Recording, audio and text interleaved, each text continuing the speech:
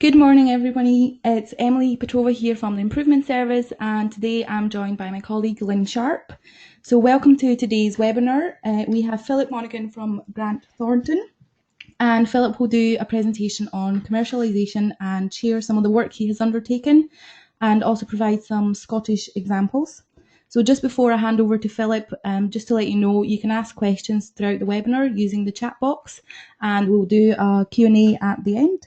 So without further ado, I'll pass you over to Philip now. Thank you.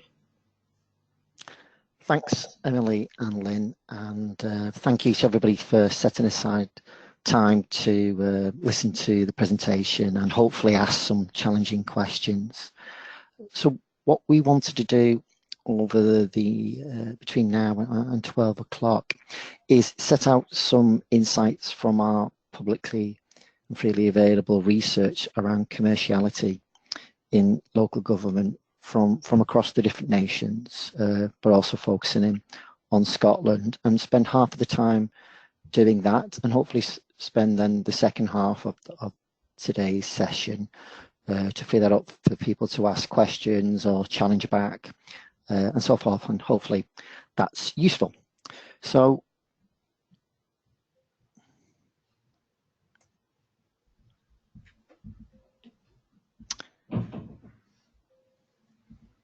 hi Emily, I'm afraid the slides are frozen. Okay, I'll just, if everyone would just bear with us for 2 seconds. Thank you.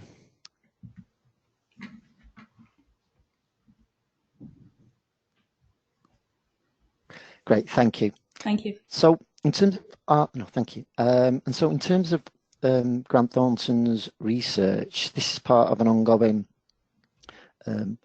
public research campaign that we have called the Income Spectrum Series. And so what we would like to do over the next 30 minutes or so is just draw out some of the key messages from that, including Scottish case studies. The first piece of work looked at taking a temperature pulse check from the sector per se in terms of the different types of activities around commerciality.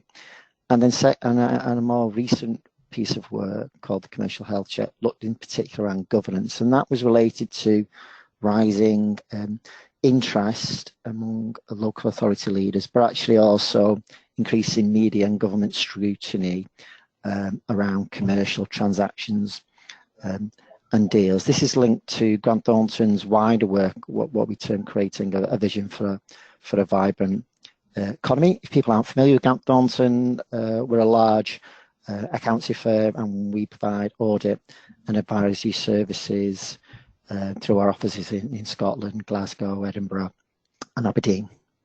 If we can move to the next slide, Emily, please. So in terms of one of the key messages that we're seeing from the research today is that councils are using commerciality in particular to diversify their funding base. The term commercial means different things to different people. When Grant Thornton talks about commerciality, we mean where local authorities are aiming to become more business-like in terms of how they go about their business. That doesn't mean becoming business, that means organising in ways that allow them to perhaps balance budget, but also change culture, reset some of the relationships with communities and residents. So that may relate to income generation, that may relate to demand management, but also may relate to cost savings. A number of the cases that we'll talk to in particular, we look at income generation because we understand that is increasing area of interest for local authorities. Within that, we see essentially 4 groups of activities, in particular focusing on fees and charges, asset management, spun out traded entities, or what in Scotland, of course, are called ALIOs, or arm's length economic organisations, as well as treasury investments. And what we see across different authorities is them putting different emphasis on each of those. I think critically though, that what councils are telling us and what we're seeing in the marketplace is as well as looking to use commerciality to balance budget, it's about achieving multiple outcomes for the same spend or investment, or in plainer terms, actually seeking to deliver not just financial benefits, but investing to earn with a social return. So investing in commercial and transactions that deliver close to home political priorities for elected members, whether that's good jobs, affordable homes, safe streets, green places, and so on. We're also seeing across the sector, though, that either authorities are seeking to refresh their approach to commerciality or look to expand it. And what people are telling us, some people are embracing that, are excited about it. Others are perhaps from the beginning for the first time challenged to do that. So really focusing on both best value in terms of both a financial and a social return point of view. So the opportunity matrix, which is an illustrative example, is really councils thinking about how do we sift through the long list of potential opportunities, given what we're doing already, given what's good and transferable practice in the sector, looking to stretch or take on new commercial activities, and what's the fit both strategically in terms of financial benefits and those priority corporate social outcomes versus ease of implementation. Now, ease of implementation may be different depending on your local context, and that may be to do with risk appetite. So how do members feel about this and officers? And also in terms of what's your local powers and delegated responsibilities? What's the strength of your balance sheet?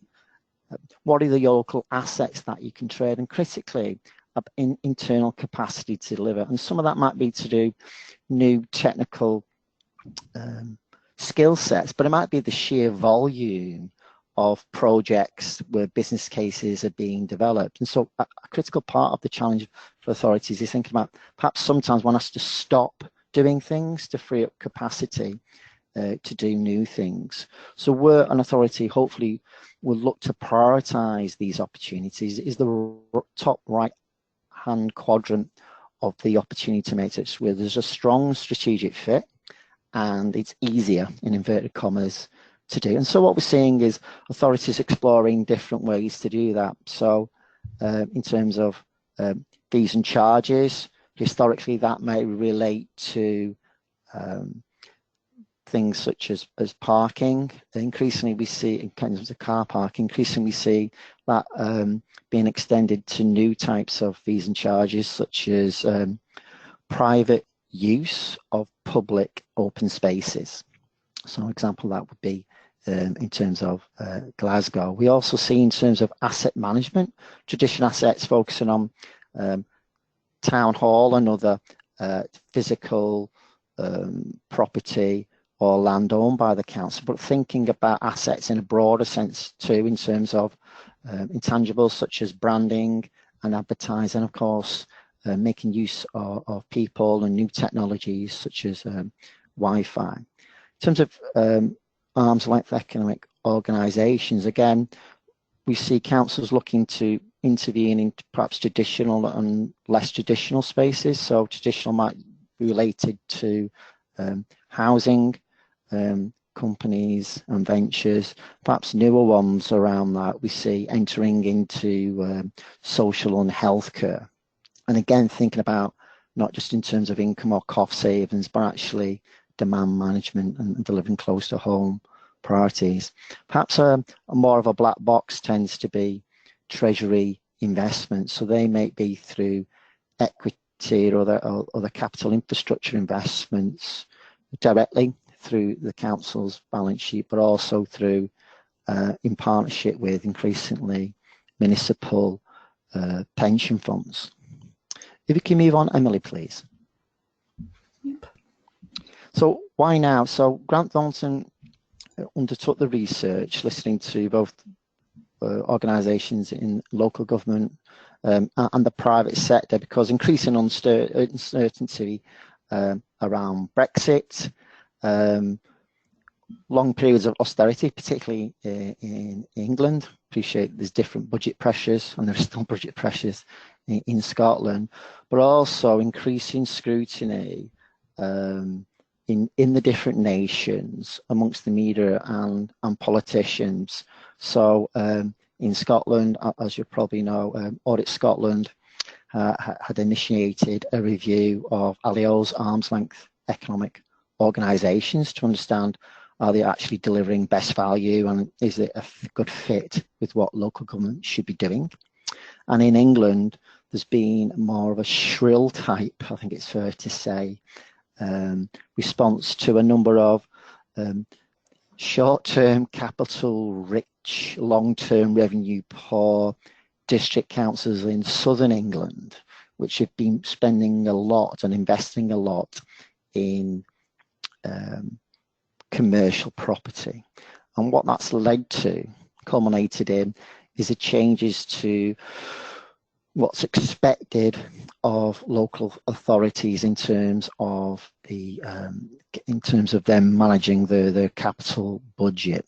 And this is particularly through CITFA, which people aren't familiar, which is a trade association for public sector accountants, about how they go about trading, borrowing and investing, which has led to, in different ways, in England, Scotland and Wales, government setting in new, more robust guidelines. I should say this research is available through our website, so the reports are freely downloadable. Emily, if you can move on, please. So our research is in response to increasing scrutiny, in particular, of demands to balance budget and income generation being one response, but also in terms of increasing focus on how councils are governing the commercial activities because of this media and government scrutiny. I think one of the key messages from Grant Thornton, another key message, is that despite particularly some of the media criticism of new types of commercial deals, or rising, what appears to be a rise in commercial deals by local government, is local government has a long, proud history of operating commercially with strategic purpose. And actually, if you look over the last 2 centuries, there's a number of examples of this. And actually, one of the earliest recorded examples that we could find at Grant Thornton was actually Edinburgh, the city of Edinburgh, in terms of the gas lamp firm, which actually started off as a response to local government correcting failing markets, or stepping in where nation state does not, particularly safe, warm streets for vulnerable communities. And actually, if you look at through different periods of time, local authorities have intervened again, whether that's in terms of affordable homes, whether that's in terms of regional infrastructure, particularly around airports, and even more recently we see authorities setting up local banking services. Whether this is wrong or right, or the profitable or not profitable, I think one of the key points of departure throughout this history is trying to solve social problems, and there's great merit in local government doing that around public service. Emily, if you can move on, please. So if you look around powers and obligations to trade, there are some similarities across the nations and some very specific ones. So in terms of Scotland, in terms of powers to invest, trade and borrow, primarily through the Local Government Act 1975 and revisions and updates, and further powers through First Minister's Circular in 2010. Aligned to that, or overlaying that though, there's also been an increasing obligation on commissioners of public services to look at the social impact of the policies and operations, which has been shaped by the pledge in 2016. Emily, can we move on, please? Now, part of that related to this is not just thinking about what are the different opportunities to become more commercial, again referring back to the earlier opportunity matrix, but actually how does one speculate to accumulate, where does the resource come from to invest in new commercial opportunities? So essentially what Grant Thornton is arguing, there's 4 essentially areas of activity that one can think about. In terms of public funds, which understandably tends to be the first port of call, is in particular where we see diminishing central government grant to support local authorities. We see authorities think about how do they make better use of local funds, perhaps through where they generate money through fees and charges or through to local taxes. I'll come back to this in a moment, the example of revolving funds. We also see in terms of where authorities think about what powers they have to facilitate or regulate to generate revenue streams. And a good example of that was through developer contributions through the local plan, Section 75 agreements in Scotland. But also where we see examples of authorities think about where they may take on or incur new debt or liability. Understandably, the first point of call when one does need to incur debt is the Public Works Loans Board. If people aren't familiar with that, that's through the Treasury's Debt Management Office. And essentially, it's easy to access, subsidised, cheap loans. And so many authorities seek to use that. But some other authorities are actually looking at alternative forms of funding because either they think they can beat that rate or they think there's other benefits. And so we've seen a rise in interest around municipal bonds, and we'll come back to an example from Aberdeen shortly. But also alternative forms of finance, particularly what people call social impact or ethical investors. Again, we'll bring in an example. I think critical to that, though, is also understanding it may not necessarily involve debt. It actually may be through entering into partnerships where the authority is an equity partner. We see examples of that, particularly when authorities are able to parcel bundles of land or property, and that forms their contribution, particularly when it's a joint venture with other public and private partners, particularly around creating new housing estates, GP surgeries, and other types of investment. Moving on, Emily, please. So part of that then is thinking about, in terms of those different opportunities to fund and deliver commercial transaction, is the update to the new guidance that's been provided to local government accountants through the SIT for Call and Capital Finance is essentially saying we need to strengthen governance and scrutiny of commercial activity. And it's a recognition of changing collaborative governance. So city region deals such as Stirling City deals and others, it's a call to align commercial deals to long-term strategic objectives. So only seeking to particularly to borrow from government where it's linked to regeneration rather than people looking to turn a profit. That there's more demonstration of by councils through their public reports that they don't just say what they're investing in, but that why and how. So there's further quality of business case development from the original idea to the final invoice in terms of that critical chain, and understanding the different options rather than just plumping for one option, understanding how they've filtered and refined and chosen a preferred option.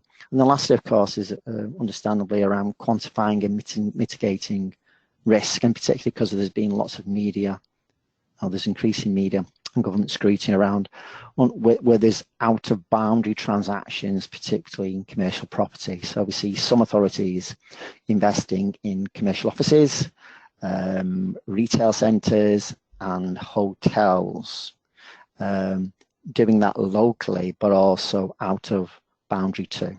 Emily, moving on, please. So, as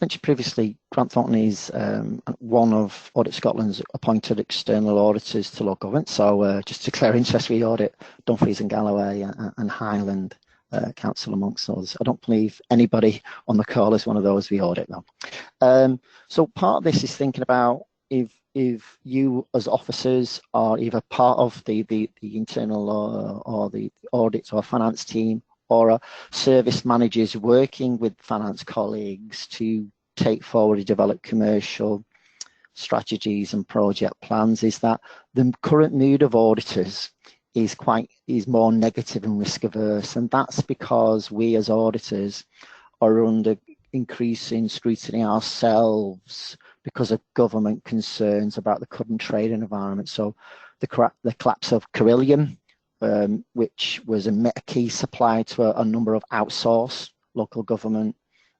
activities, but also because of current sector reviews such as Scotland's arm's length economic organisations review previously mentioned. So, and we've seen that where the government has asked where were the auditors when things go wrong. So as part of that, from people aren't familiar in terms of external audit considerations, from a commercial point of view, the type of thing an external auditor would look at would be what's your risk assessment, how you've complied with the rules of the land, understanding how officers and members are kicking the tires and scrutinising the different options, how these are being monitored, and of course recognising that there may be public challenge to these commercial transactions when these are made publicly available to residents and indeed industry too. Can we move on, Emily, please? So in terms of risk assessment, it will be understanding the critical reasoning for the investment. What problem is the council trying to solve by becoming more commercial or pursuing a particular investment, and what's the competency to actually develop and take that case forward? And that's particularly highlighted where it might be a new type of transaction or novel in nature. So historically, particularly where one has an existing housing service, it may be the authority has the confidence, the capacity and the skills through previous success to grow the housing offer for social and financial reasons. But actually newer type transactions, perhaps linked to a solar farm investment, may require them to recruit or of course buy in skill sets. So it's really understanding that. And critically, how is it linked to strategy? We've talked about compliance. In terms of scrutiny, also the auditor will ask back to understand what's the role of the appropriate member and officer committees in reviewing and developing that, and actually are those processes effective? So part of that again is thinking about, do members have the right levels of awareness and skills to scrutinise? And really perhaps that's linked to part of member personal development plans for a particular authority. Moving on, Emily, please.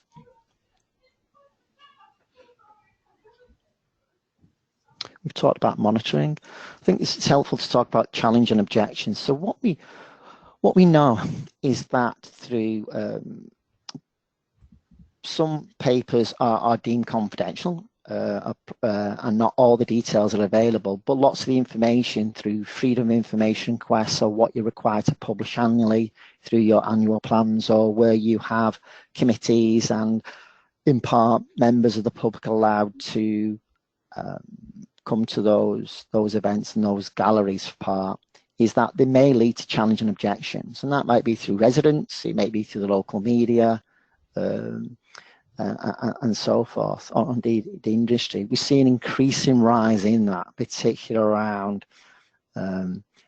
out of borough investments, so where people are looking to invest out of area, and that might, as mentioned, might be hotels, commercial property and so forth, but also where the perhaps more controversial investments. So what we've seen, not in Scotland but in other nations, actually in the north of England, is some councils choosing to offshore their investments for tax efficiency purposes, and that has led to political interventions to say, on one hand, local government is saying let's have an end to austerity, and on the other, it's not paying its fair share of tax where there's a commercial transaction, and that actually they're in conflict with each other.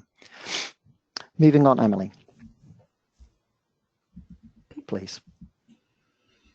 So, whilst there has been increasing scrutiny of commercial transactions, and in particular around commercial property, if you actually unpack the data from government, and this is looking at borrowing investment amongst councils in England, Scotland, Wales, and Northern Ireland, we'll actually see commercial property transaction actually is dwarfed by municipal bonds. It's also dwarfed by inter-authority loans. So from not just from an auditor point of view, but an advisor point of view, Grant Thornton would argue, as accountants, that authorities need to have a good grip on all these different types of transactions to understanding that you're not overgeared, that you're on top of your debt, and that your investments are paying their way as you intended. Moving on, Emily, please. So just to bring this to life, what we want to do is share some examples from Scotland, and if it's okay, some examples from England where there may be some transferable learning. So we talked earlier about the different forms of funding options, and so we wanted to show different types here through the cases, and also thinking about what problem are councils trying to solve by becoming more commercial. So an example people may be familiar with is Aberdeen issued a bond, and this was to help grow the local economy, and it's linked to the vision to become a European centre of excellence around academia, but offshore energy. And so that's to the bond raise for £1/3 billion was linked to building new critical infrastructure, new homes, schools, transport, and so on. So they've essentially gone to, instead of going to the public purse to borrow money, they've gone to the private, the capital markets, and they're going to pay that money back through uplift in council tax, and through uplift in business rates, and through uplift in ticketing and billeting through public transport. Of course, that's great if you're a high growth area or you're a large metropolitan, but what options are available to you if you're not? So I think some of that is context specific in terms of their ability to engage in that transaction. So also interesting that they decided not to make use of the Public Works Loans Board. Their rationale was they were able to secure a rate that beat the rate for the Public Works Loan Board. That's what they're telling us. In terms of another example of MA, that's similar because it's also in England, but North East Lincolnshire and Yorkshire and Humber, hopefully is helpful because they would not a large metropolitan, probably didn't feel comfortable have the ability to raise a bond in that way. And so what they've developed to help grow the local economy is essentially an infrastructure revolving fund, what they call SHIP, the Southumber Infrastructure Investment Programme, and helpfully called SHIP because it's linked to the local port, which is in Grimsby, near to Immingham. And essentially what they did is actually they took developer contributions, what in England is Section 106 or equivalent in Scotland to Section 75 agreements through the local plan. That money was used to acquire and develop and upgrade a failing local business park. They then brought in new tenants, private sector tenants to that business park, and through the uplift in land value and through business rates, that is now delivering a net financial benefit and a long-term revenue stream to the council. So taking a short-term capital receipt and converting that in terms of long-term revenue stream. The other benefit of this is that it was a cost-neutral investment because the original financial contribution came through developer contributions, i.e. Construction firms developing in the local area who required to contribute through those Section 106 equivalent to Section 75 agreements. I think critically though with this is not any old type of business can be part of the business park. It has to be types of businesses that are linked to North East Lincolnshire's local economic strategy. And so they've done modelling both about business rates uplift to help balance budget, but also local job creation, particularly linked to, again, similar to Aberdeen, offshore energy. So it's firms that maintain or install wind turbines that have been constructed in China and assembled in Denmark, but operating off the coast of North East Lincolnshire. More than that, they've partnered with the local college to ensure there's social mobility, and there's a career ladder for local people leaving school, not just coming from college, university, who can become employed and trained in that sector. So again, they've thought very clear about what problem we're trying to solve, how do we go mobilising around that, and how is it funded. If we can move on, Emily, please. So another example from Scotland, interesting, is what Angus Council are doing through, and people may, again, be familiar with this through colleagues and your own networks, is Crowdfund Angus. And essentially, they've helped facilitate a crowdfunding platform to allow residents, community groups, and businesses to, through their own money, fund local regeneration projects. Now, this isn't an income generation opportunity for the council, because actually it's other people's money funding other people's projects. The benefit for Angus Council, it alleviates a cost pressure, which is community or business groups coming to the council to say, can you fund this project? They're also thought about which, they also partnered with the local community groups and business groups to understand what projects are coming forward, so they can help shape those projects so it's aligned to Angus's regeneration local plan and development plan. So again, they've thought about how they facilitate though that commercial transactions taking place.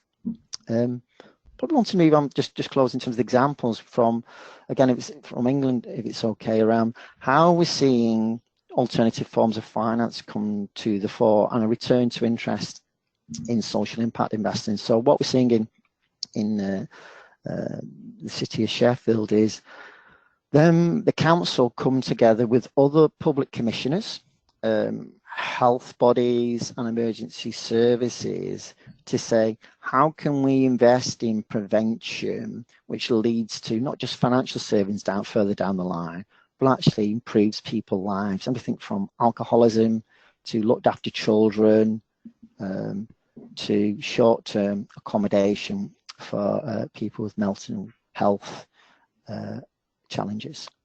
And as part of that, they've brought together what they call the Sheffield Outcomes Fund. They've leveraging both government grant, but also private ethical investors who are saying is, we'll help provide some of the initial seed funding with this so you can get to scale, and then we'll share the benefits. We'll also offer expertise in certain areas where you may not have it, so they're helping to boost their capacity around some of the due diligence of the financial contracting of this, but also we'll offer patient finance. We're not expecting you to make these savings through prevention and early intervention in 3 months. It might be over a period of 5 to 10 years. Again, Grant Thornton's not advocating one method over the other. What we are saying though is councils need to think about what are the different ways to mobilise and fund the different types of transactions. Moving on, Emily, please. So to wrap this up from the presentation side and open it up in terms of questions, we wanted to summarise hopefully the key messages. And in a nutshell, what Grant Thornton is calling for is and advising for is councils adopting a balanced approach to commerciality. On one hand, some councils are being criticised in some quarters for not being commercial enough. And we see that as unreasonable. However, it's also important that councils don't delay difficult decisions, which don't allow them to take or make plans early to prepare for future potential budget pressures or shortfalls. On the other hand, councils are being criticised for being too commercial, and there's inconsistency we see in government policy and media criticisms around that. What Grant Thornton would argue is that it's really important councils don't drink the commercial Kool-Aid. What we mean by that is having the right checks and balances in place and sticking to the core of what you're good at, or where you can work with partners to become good at that and deliver on that. And so really think about how you can build your systems and capabilities to have confidence that you're doing the best you can. So first of all is, how does your commercial aspirations, your overarching strategy, how does that dot with your medium-term financial plan? Most importantly, your elected members' political priorities for affordable homes or quality jobs and so forth. Second of all is then thinking about, how is this aligned to your current approach to audit and assurance? We don't just mean in terms of external, but your internal checks and balances, scrutiny committees and so forth. You don't have to reinvent the wheel or create a whole new set of internal social infrastructure. It's about aligning it perhaps to what works well already. And part of that might include, for instance, refreshing and upskilling of members so they're able to scrutinize some of these transactions and feel comfortable with that. Thirdly, in terms of what we call stakeholder engagement, is thinking about what's the wider capabilities to horizon scan and identify actually what works really well elsewhere and is possibly transferable, actually what doesn't work well and you shouldn't touch with the barge poles. And I think networks like the improvement service is one way to do it, but I'm sure through people's different services, there's other networks. So it's important that councils don't hollow out that ability to learn from colleagues through networking and are able to travel to learn from colleagues too. So what we're seeing in some authorities due to budget cuts is the ban on travel and people looking at the cost of a train ticket to one part of the country to learn from a colleague. That's not good, because actually the price of that train ticket may lead to some really important new commercial opportunities. I think finally, in terms of corporate performance, this is the so what piece, which is, it's really important if one has in place a system to appraise different options in order to then arrive at the right ones. That's linked to strategy, there's robust governance in place, you've built your capacity to do that, you're learning internally and through colleagues and can collaborate with colleagues around that. Is that if one's made an original business case on the premise that it's delivering financial and social returns, it's important that then you measure both.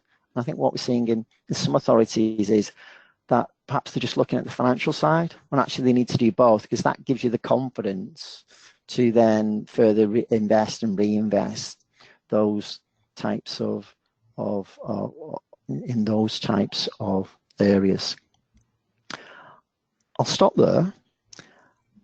Thank you for your time and your patience in listening, and happy to open it up in terms of questions, Emily and Lynn. Thank you. Thanks very much, Philip.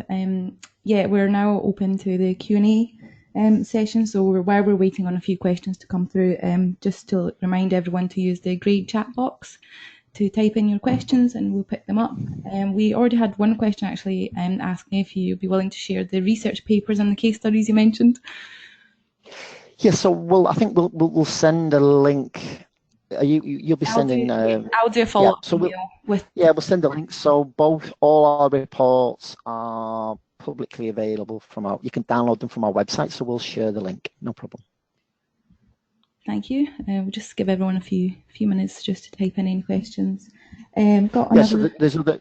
Sorry, just to add to that, as well as the case studies from Angus and Aberdeen listed here, we've got other case studies from Stirling, Glasgow, and other authorities in Scotland. There's ones from from Wales and England too, if of help. Thank you very much. I've got a question here. Commercialisation is about doing things differently, so it involves a culture change. Can you talk a little about the role of leadership and engaging with the workforce? Really important question. I kind of skipped through that in terms of the final slide, in terms of about that, but thanks for challenging me on that. So I think the key to this is what we describe at Grant Thornton is organisation alignment, and absolutely right that you have the right culture and leadership in place, because sometimes what we see is that some councils have the best policy and strategy in the world, they might have the finances, but because the people side isn't aligned or ready to deliver on that, it can ultimately fail. And that can pan out in a number of ways, and some of that's to do with not just skill sets, but actually have people come along with you on the journey of change around commerciality? Do they feel they've shaped that vision? Do they feel that the role has been reformed accordingly? What I mean that it might be on both a soft and a hard point of view in terms of how the performances are praised, but also how they're rewarded. So a good example of that is where particularly we see a number of spun out trading entities. Sometimes one can bring in a private sector person to run that trading company, or arm's length economic organisation, and they be on performance related pay. So there's been some examples, perhaps an unintended consequence, where the CEO of the trading company of the council is on a higher pay grade than the CEO of the council, and that can lead to some frictions and tensions.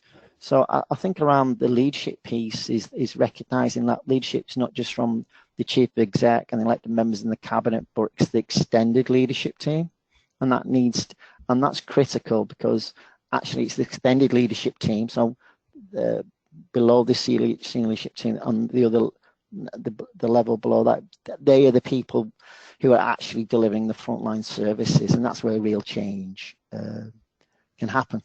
So I think part of that needs to think again to, in summary, linking to understanding how aspirations, vision, policies, processes, objectives, plans, and so forth are aligned to that. I'll stop there. Thank you very much. I've got another one here. Anyone who's interested in commercialisation, where should they start? I know you talked about a little bit about funding, but in terms of identifying assets, someone's mentioned it's quite difficult to start off. So any tips? Yeah, good question. I think that in the reports, I've not included it here, but in the reports that we've referenced here, there's a checklist and a step process for people starting out or looking to refresh their approach to commercialisation. I think the first thing is thinking about asking yourself, and hopefully that's a recurring theme from this presentation. Question is, what problem you're trying to solve by becoming more commercial? So thinking about how does becoming more commercial align to your core strategic goals? And so that's to secure member buy-in. Second of all is there needs to be baselining and benchmarking. First of all, do you have a really good handle on what you're doing already? And it may be some parts of your council department services are well advanced and others are not. Then you need to think about, given what we're doing already, how do we compare? And where can we stretch? What can we stretch? What do we need to do for the first time, or what other things? So you need to understand, are you a leader, a laggard, or something in between? And that might be a patchwork quilt in terms of how you're doing in different parts of the council. And then, which we've already hopefully talked to during the course of this presentation, is thinking about, given what success looks like, given our point of departure, thinking about how do we prioritize. The opportunity matrix is one way of doing it. There are others. A long list of opportunities to arrive at a preferred option. Then how do we build? Our skill sets, our capacity to deliver on this through effective business case development, through effective program management, monitoring, and scrutiny. So I think the first point is, so in summary, where do you start if you're starting afresh or for the first time, is thinking about what problem you're trying to solve, and then what are we doing already, and then thirdly, where do we go from here? Thanks very much, Philip. I think that's all the questions we have for now. I hope everyone found that useful, and thank you very much for taking the time to present today. As we mentioned, I'll send a follow-up email to everyone with the recording from today and the slides, and maybe the links to the reports that Philip mentioned earlier. Also, there'll be a short... Thanks, Emily. Just after the webinar, so it will be very much appreciated if you take the time to fill it out. Thanks, Emily. Thanks, Lynn. And thanks to the attendees for your patience and the questions. Enjoy the rest of your day. Thanks. Thanks, everyone. Bye.